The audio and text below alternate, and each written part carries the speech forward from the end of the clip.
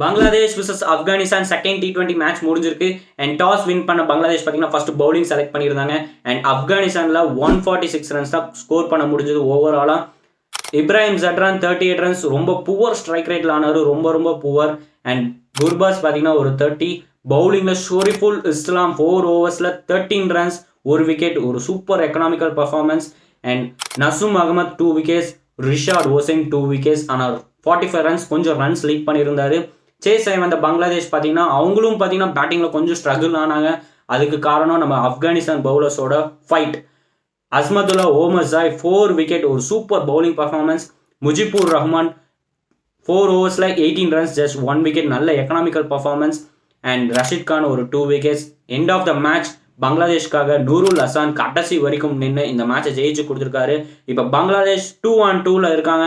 Third T20 இன்னைக்கு நடக்க போகுது. இன்னைக்காச்சும் ஆப்கானிஸ்தான் ஜெயிப்பாங்களா ஆர்எல்ஸ் பங்களாதேஷை வின் பண்ணிட்டு இந்த சீரீஸை வான் பண்ணிட்டு போவாங்களாங்கிறது கமெண்ட் செக்ஷனில் மறக்காமல் சொல்லுங்கள்.